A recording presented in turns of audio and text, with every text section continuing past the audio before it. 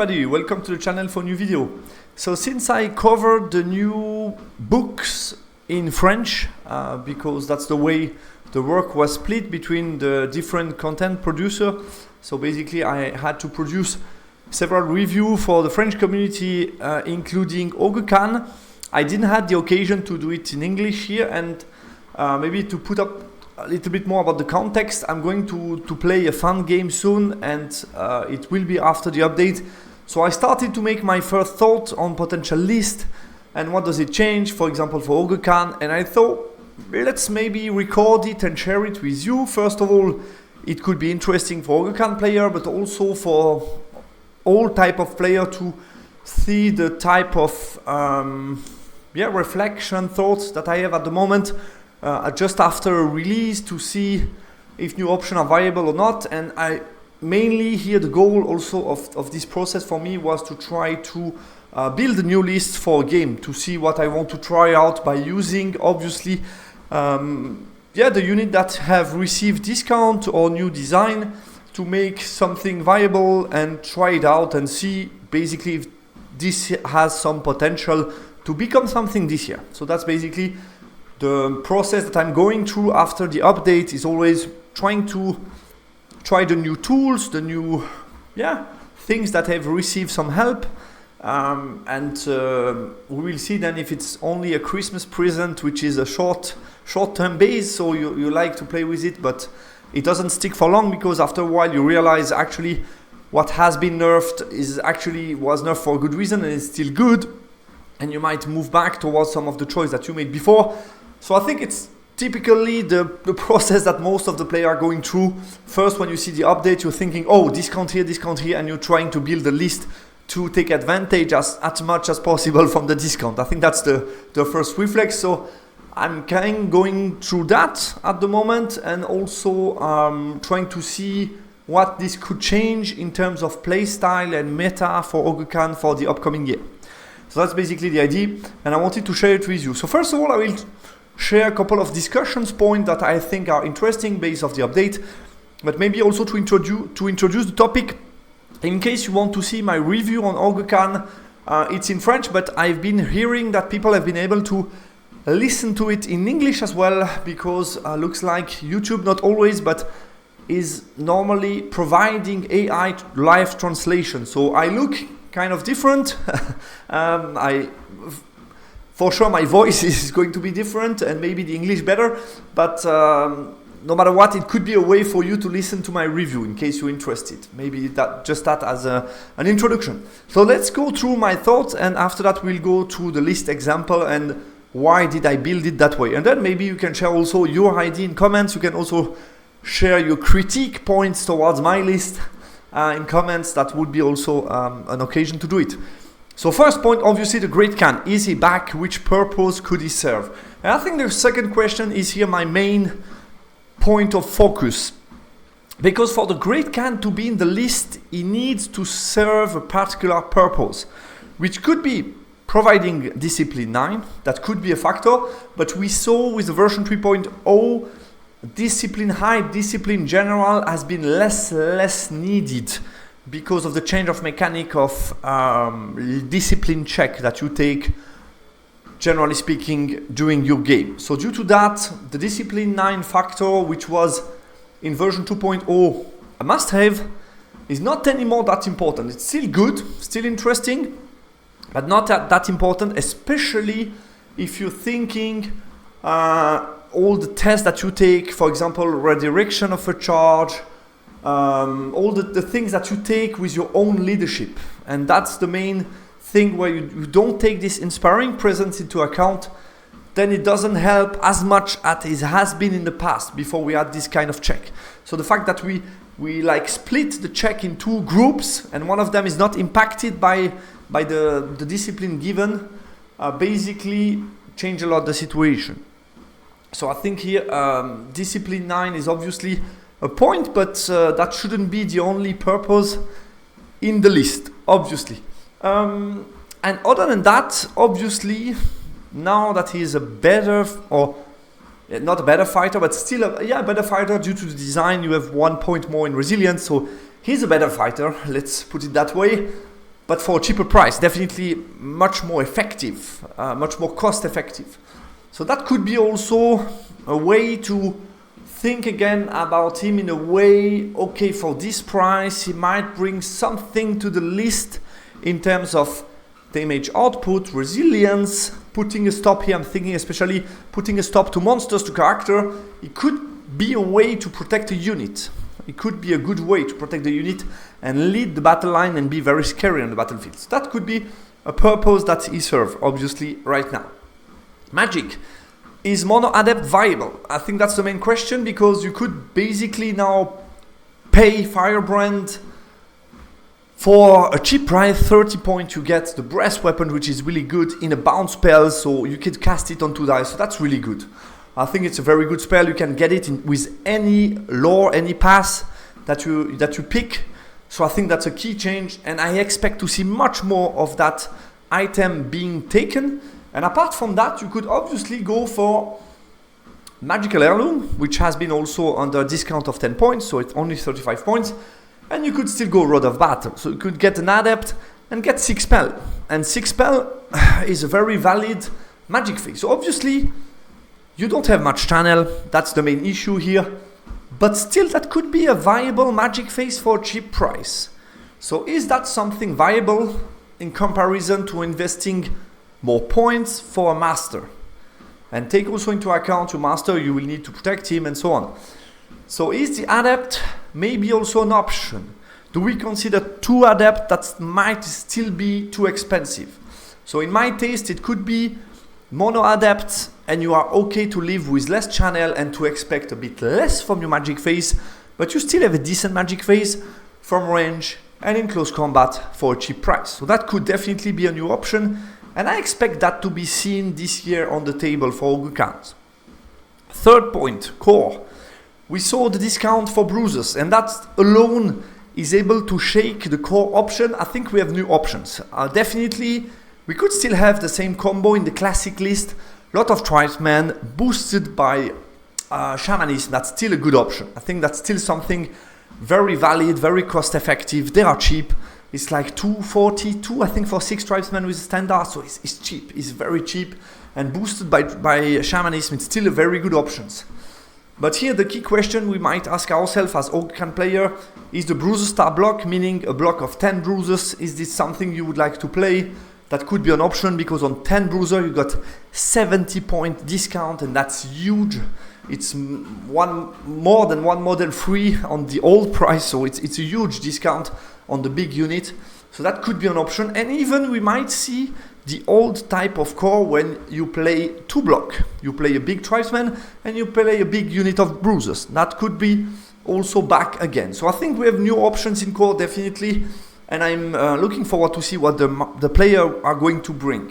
Bruiser Star, it could also be an option to play without the Great Khan, because obviously Bruiser bring a lot of strength on the table, so that could be an option to play again with maybe a minimal character setup and try to bring more unit on the table, and you have the strength 6 compensating the lack of fighty character potentially, so that could also be something to consider. Then let's move on towards special. Bombardier, I think that's the huge change in terms of design.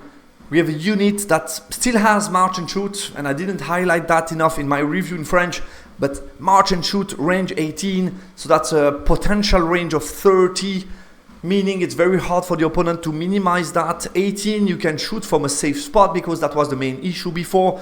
Bombardier with a range of 12, so basically the same design as Blunderbuss. First of all, they lack flavor, because it's exactly the same design as Blunderbuss, so you're thinking, okay, it's a bit boring. And second of all, it was like a one go. You needed to move forward, shoot, stand and shoot, and then you hope you do enough damage. But if you roll bad, your unit is just dead. And right now with Bombardier, range 18, you could get into a situation when you can be in safety and shoot. And that's a huge change for Bombardier. And then obviously aim 4+, meaning the short range with march and shoot. Don't forget, guys, 9" plus 12, so when you are within 21 as an opponent, you can potentially expect a short range shot, which is actually Blunderbuss sitting on 4+, when you have no cover. So that's a huge change, and I think definitely we could see this year a Bombardier spam 2x8, 3x8, something UK have been a look at in the past year, could be back, could be definitely back, because I think that's very impressive in terms of shooting, and could be definitely in terms of team playing a no-go for some armies, which cannot deal with that type of damage. And I mean, strength 5 AP3 is good against pretty much everything, so very impressive. I think the Bombardier here received enough love to be back on the table, and we could see a potential spam. Definitely something I'm going to have a go at to see how they are. But yeah, we expected something, we wanted something done for the shooting, because the shooty option of Ogre Khan have basically been in the fridge this whole year. Nobody has been playing, yeah, I think from rare occasion, I think Italy brought a unit of 8 Bombardier to ETC. But I mean, that was very rare. That was very special from them, a special choice, but I think nobody else. We didn't see the war machines. So I think all the shooting options in special were in a bad state before the update. And we expected something to be done. And I think here the redesign is definitely great. And I'm looking forward to try that out. And I wouldn't be surprised if Bombardier could be a dominant option this year for Ogre Khan. Next, the Shooty Chariot. Enough discount? That's the quick question for me.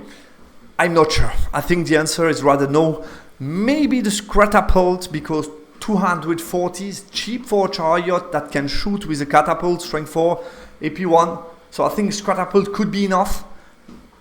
The cannon 290, I don't think so. It's too much hit or miss. I've been so frustrated when I played those cannon, because you are really hit and miss. You throw so few dice that actually it can go really bad, and actually the odds are not so good.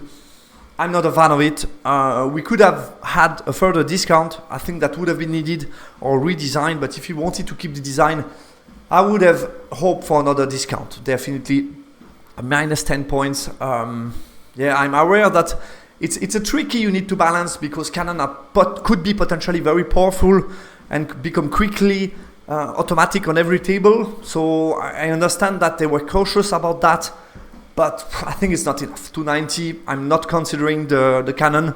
Scratapult, potentially, why not? I'm still not a big fan of the design strength 4 AP1.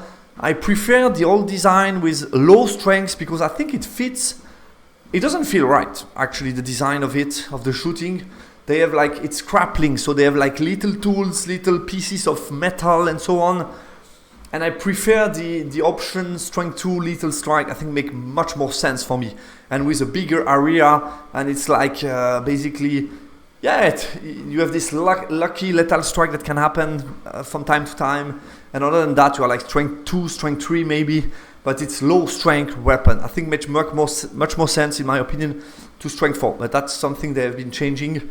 But yeah, I wouldn't have been surprised that they would have changed the design, but they didn't. They choose to not do it and just discount the price. So maybe 240 could be a sweet spot, because it's still a decent chariot, quite quick. I mean, charge range 8 swift ride is very good, so that could be a sufficient reason to pick 2 of them potentially. Monsters, Frost in the fridge, still in the fridge. Yeah, I think the Frost, the Frost, sorry, I mentioned, I was thinking about the Rock maybe first. That was my idea, still in the fridge in terms of Rock. We didn't see him that year, and I don't think the discount is sufficient to make him playable. Why? Because the frenzy rule is problematic.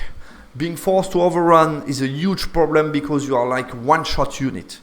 You need to kill something, then you overrun, and you are done, basically. Anything can charge you in the flank and eat you. And when you are a monster that costs more than 400 points, yeah, it's hard to justify that one-shot use and to make it worth it, basically. So I don't think the Rock will be back on the table. I don't think it's enough. I think mainly here the design of Frenzy is a problem. And I would have preferred the old design, for example. So I would have expected something here in the rulebook, which didn't happen. So I don't think here the discount is enough. The Frost, now that has been a must, auto-include in most lists, in all lists. I think everybody was playing the Frost, basically. Even the Wild Herd, everybody was playing Frost Mammoth. Obviously, it lost a great spell to something, yeah, not so interesting. The debuff of shooting is still a good spell from Druidism, but it's not so good as no line of sight 12-inch, because this top basically the charges. To have double of them was obviously an issue. So I understand the change in terms of the spell. The spell is still okay, but not good in all situations. In exchange of the other one that was going to be useful for range damage, was going to be useful for combat army and so on. So that's a huge change, plus the increase in price. So is that something? Is that too much for the Frosty? It's still a very good monster. 10 attacks, the stomp, the impact, the shooting, the spell. It's still a very good monster. So I think it's still in a decent spot.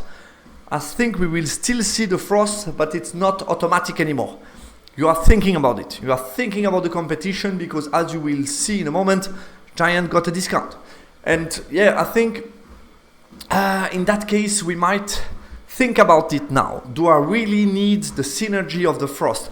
Do I really want to play a list based on the Freezing Aura? And if yes, there is still a good reason to pay that price for it. But if you are not taking that much advantage from Freezing Aura, maybe you might want to bring something else for the price of 400 points. And finally, Giant, yeah, especially Great Weapon Giant. I mean, they receive a -30 for the Great Weapon version. So you're basically a monster with Battle Focus first round, or Fury first round, and Strength 7, which is very impressive. I like that. I like that for the price, 280. Yeah, huge discount on a Giant, so Giant could be back. It's an annoying single model that can play on flank, very mobile, and can be a threat to a lot of things. You can potentially put yourself in front of a monster and tell him, charge me, and do some wounds, and after that, I'm going to kill you with my Strength 7 and Fury. So, yeah, I like that Giant, and he could definitely be back. Okay, now that I brought this couple of thoughts and opinion on those questions, on those new changes that we had in the update, I want to show you the list I came up with, and also the reflection or the idea behind it. Or maybe the last one, excuse me, playstyle. Yeah, before the update we had Wild Heart more and more. It was almost dominant, I would say dominant, just pre-update. For ETC it was still a mix, but yeah, shortly maybe before ETC or at ETC it was rather the still MMU that was dominant. Then at ETC we started to see a little bit of Wild Heart, and after the ETC it was definitely Wild Heart being dominant. I think Wild Heart is still viable, it's still a decent option, no big change here.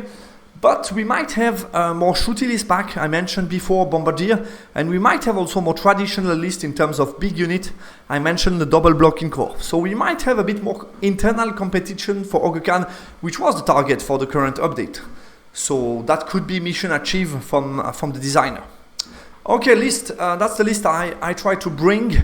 I'm going to test in the couple of weeks. So basically I wanted to give a role for the Great Khan. If I'm going to play the Great Khan, I want him to bring important features, important characteristics to the army list.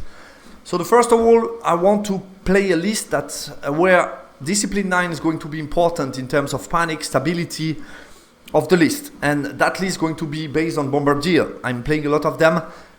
Basically, I think Great Khan is going to be key in those type of lists, because you don't want your Bombardier to fail 8 rerollable panic check in a shooty type matchup where you could easily lose them. So I think Leadership 9 might be heavily important on those type of lists, and also the fact that when you have a list with much range damage, which is the case here with Bombardier, you might want somebody to put a stop and say, okay, you cannot come at me too strong with your monsters and characters, because I have my Great Khan with Kagadai, and I'm going to eat you if you try to do that. And I've been playing that kind of gameplay in the past. I've been playing with Bombardier. That was a lot in the back, a lot in the past, where basically we had the Great Khan with the Kagadai jumping from unit to unit to trying to protect units, while you can do some stuff, do some damage with the range damage, and after that try to push in the game sometimes. So yeah, that could definitely be a use for him. I think double ID of Discipline 9 being important, and also his role as a great fighter being really important.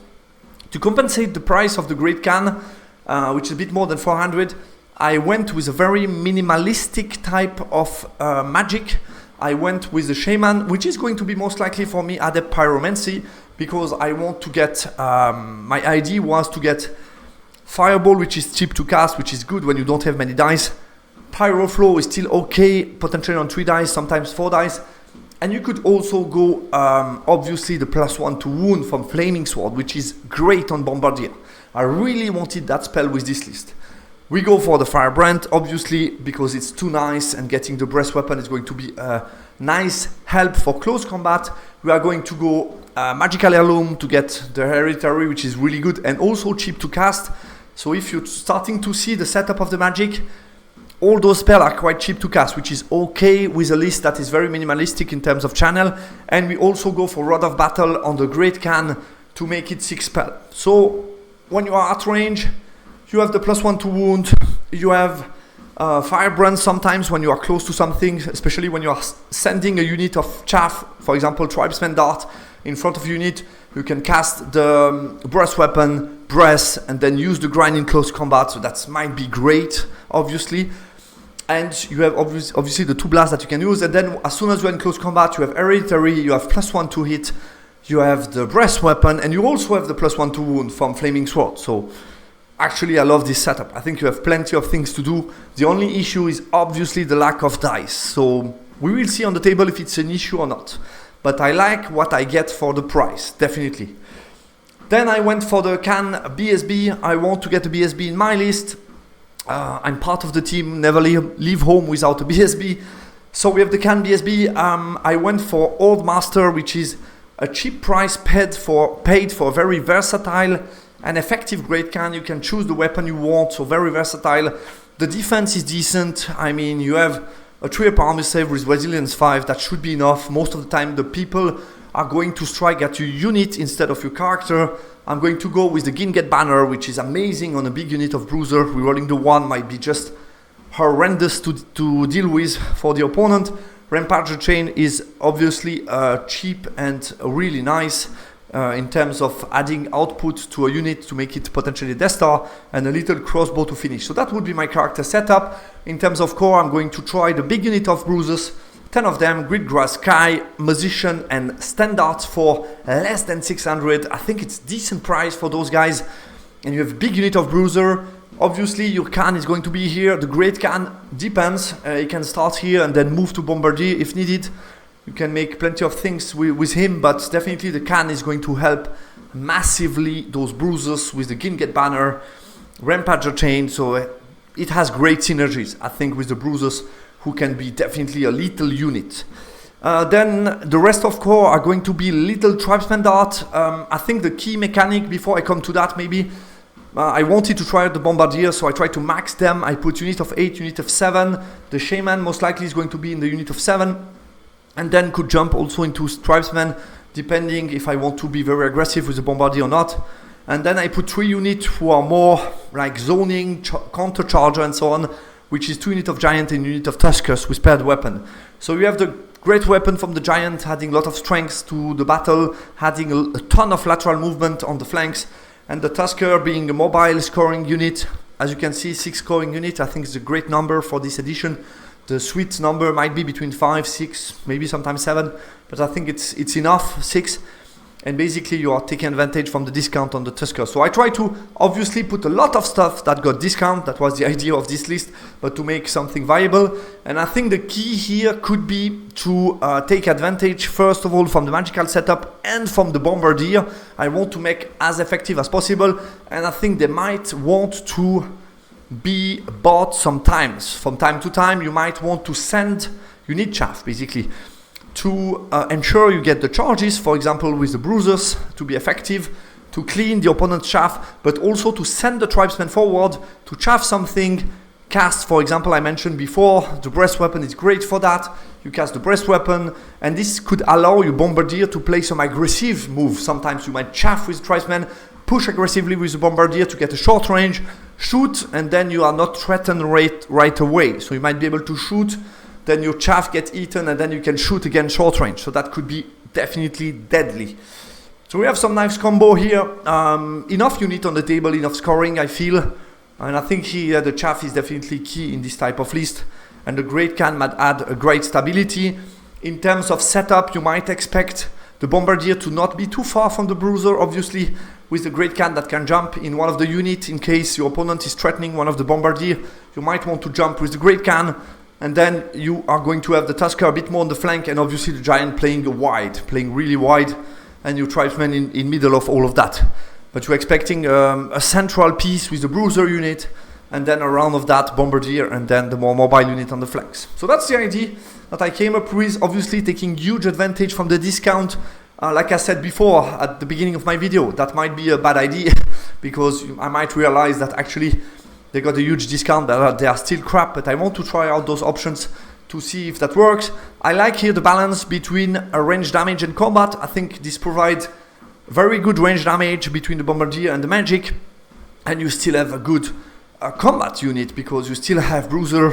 Bombardier and combat don't suck that much. I mean, it's still Ogres, and then you have Giant, you have Tuskers, so you have the Great Khan, you have some good threats in the list, but it's it's always a question of balance between the idea of having enough in terms of combat while providing some range damage, which is, as you know, something that I like, because in terms of when you are at standoff, you might force your opponent to take initiative due to your range damage advantage edge, and he might do some mistake, obviously.